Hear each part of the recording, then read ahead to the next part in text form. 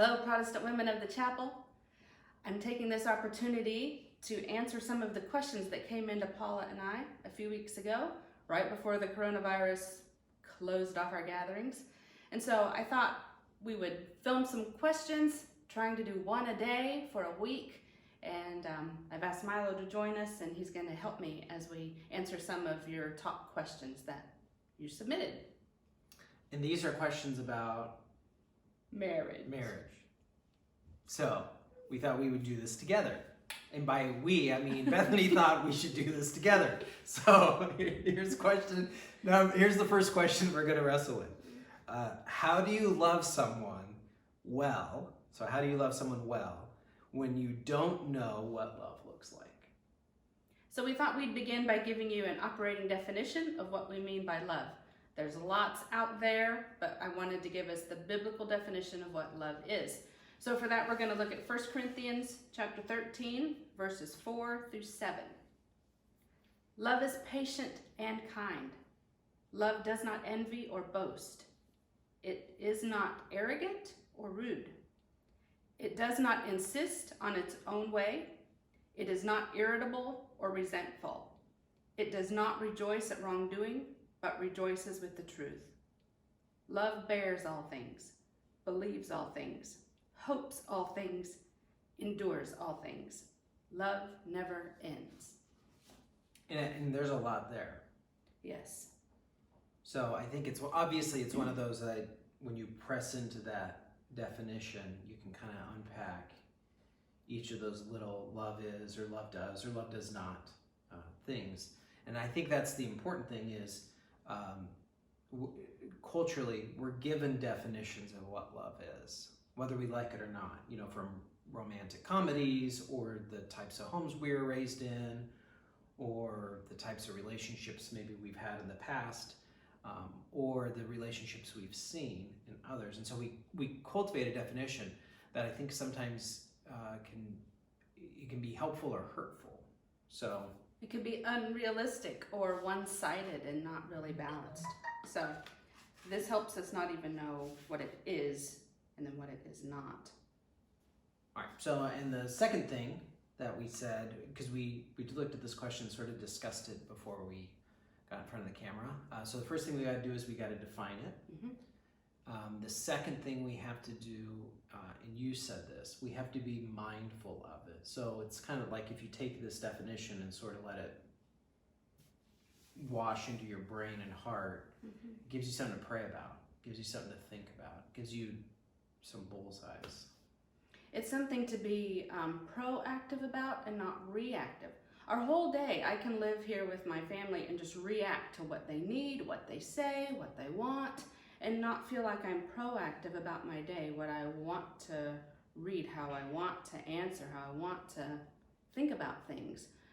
But we need to do that. So when you think about loving well, we have it right here on things we can proactively do and demonstrate for our family. So this isn't something we do at 7 o'clock in the morning and then go, oh, that was good, till tomorrow morning. But like, what am I going to do at 8 o'clock, and 9 o'clock, and 10 o'clock in the morning to go, am I loving the people who mean the most to me well? Yeah, and evaluating yourself with a definition. Our recommendation is like, this is a really great place to start. Mm-hmm.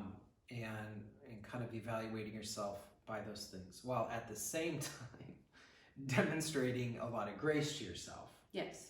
Mm-hmm. Because I mean we're all figuring out how to do this, and obviously there's ways to do it better and there's ways to do it worse. But I think the importance is to make progress. Mm-hmm. So if you can kind of go like, man, I'm more patient today than I was a month ago because I'm practicing being patient, or my words, I'm choosing kind words when I'm having to discipline the kids or when I'm having to have a hard conversation with my spouse. Because I'm keeping this sort of definition at the forefront of my mind. And as a result, I'm seeing the needle move. It might not be as drastic. And I think that's one of the things I think some people think is if I just do this, I want to see immediate results. And you'll see some results mm-hmm. initially because your spouse will maybe see you acting a bit differently, or seeing you be intentional about things, which is really good. This is going to kill me. So the second thing that we talked about that you could do is you could be mindful of how well you're loving, right? And so we kind of created our thoughts around this before we started shooting on the camera, and you had mentioned that, like actually thinking about having a definition and then thinking about it, praying about it, asking God's wisdom about it throughout the course of the day. I think if we take this passage to heart every hour of the day, it's one thing to read it at 8 o'clock in the morning and go, okay, what is love? Love is patient, love is kind, it does not envy or boast. And the kids aren't in the room with you, maybe the kids aren't up yet. And then by 10 o'clock you think, I don't even know what I did this morning, and you're not thinking about it. I think we can get very reactive to those around us, whether it's our kids, whether it's family back in the States, whether it's a husband here or deployed, and get spun up about stuff we either don't have control of or we're in a reactive mode. But for us to come back within ourselves and come before Jesus and say, Jesus, I need to know how to love well. I need you to be speaking to my conscience all throughout today, pricking me and giving me encouragement, what to say, what words to not say that's not going to help the situation, to love those that you love the most around us. Great. So that was my thought on being mindful. All right, so the third thing that we considered that you could do to love someone well. So the first two are is define love. Like, you need to have an operating definition. The second is be mindful of it. Like, not just have the definition, but be thinking about the definition and evaluating your words and your actions based upon that definition. So be mindful of it. And then the third thing was practice it. Like, put these things into practice. And that kind of bleeds over into what we were talking about with the second thing of being mindful. But like, if I'm supposed to be kind, right? So what are kind words? Like, do I need to kind of think about some of the things I'm saying? The vocabulary that comes the most natural may not be the ones we need to keep saying. So what are words that will communicate love to your kids at whatever ages they are, and your spouse and your family back at home, that you are being proactive with how you feel, and what God says is how you're supposed to feel, not just saying, well, this is how I feel, I'm going to act on it. That's not biblical. It's not necessarily loving. So this is the definition we're wanting to use. To bear all things and believe all things and hope all things and endure all things. That will change how we talk right there.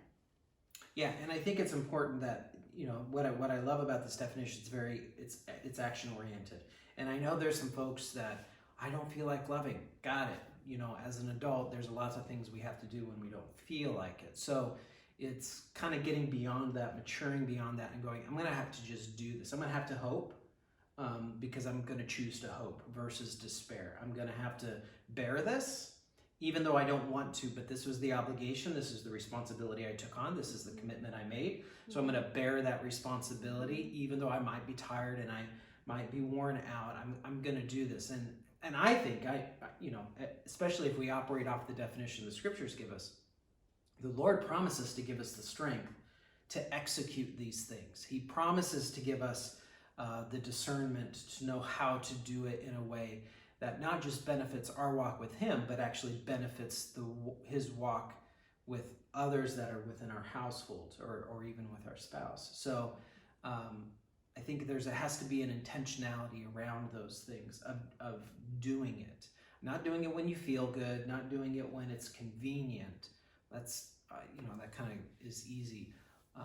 But sort of going like, how am I doing when it's not convenient? How am I doing when I don't feel good?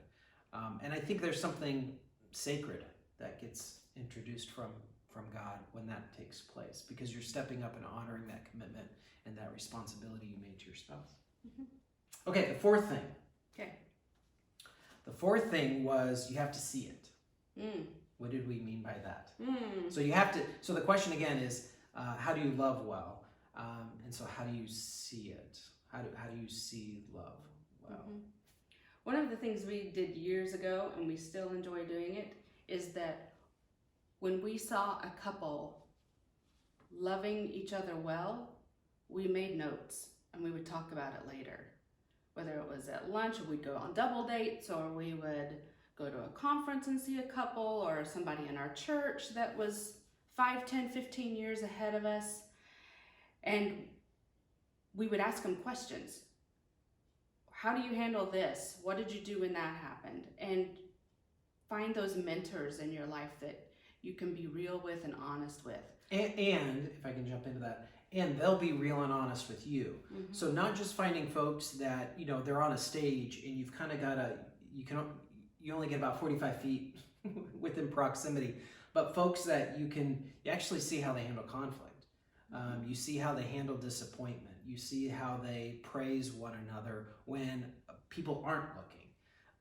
Because I think sometimes, like, there's a lot of really good books out there and some fantastic resources, but it can kind of create a very sterilized set of mentors that don't really kind of get into the granularity of how most of us live our lives. And so, so to Bethany's point, I think there's a part where you not just find the couples that you can go to as a couple, but, you know, there's some people we know that Bethany would peel off and speak with, you know, the ladies specifically, and they had a relationship, and I would spin off and maybe talk with a guy, and we would have a relationship, as well as us having a relationship with a couple. It's can be hard to find. At the same time, you know, we've talked about this. Like, I'm uber confident that this is how God designs his people to be interacting with one another. And so I'm confident that wherever you're at, that God has those people available to you. You just have to look for them. And you have to be praying about it too. Anytime we've gotten into a new situation, be praying about it within a very short period of time. God has already risen up those people. They might not have been the people we would have initially been looking for, but they were the people that we ended up needing in our lives. And God bringing them to us to go, you're in a new town, in a new situation, and I've just given you neighbors across the street that can speak into you and become friends. Or I've just given you someone on staff with that you really connect with, that you can share your life with and get into the nitty gritty of stuff with. Or even, like, there was one couple I'm thinking of in North Carolina, Tim and Jan. Like, completely unexpected. I would not have thought we would have connected with them as well as we did. But we ended up in each other's homes and just connected on a variety of things. And they were a massive source of encouragement to us when we were going through a big transition in our lives. So look for them. And if you don't know them, start praying about God giving you someone, a couple to a couple, or someone back home in a previous church, or someone here in this context that you can reach out to and say, I want to chat with you. Okay, so we've been covering the question, how do you love well? And obviously this hasn't been exhaustive, but hopefully there's enough here. And I don't think any of this is probably new information. It's probably not, I know it's not rocket science, it's not super complex. It's relatively simple, but simple can be hard because it's really easy to try to find the novelty in other things. And I know right now we're in this quarantine situation, so there's spouses that are obviously separated during this time, and we're praying for you. But there's spouses that are also in closer proximity now than they've been in a really long time. So there's opportunity here to practice this stuff and to make mistakes. And again, always, you know, demonstrate grace to yourself, demonstrate grace to your spouse, while at the same time, you know, continuing to make progress, because, you know, I think our experience has been when we've been diligent with this, we can see progress, you know, year over year over year over year. And so, you know, 21 years now, I think we're in a good place. Okay. Thanks for watching. See you next time.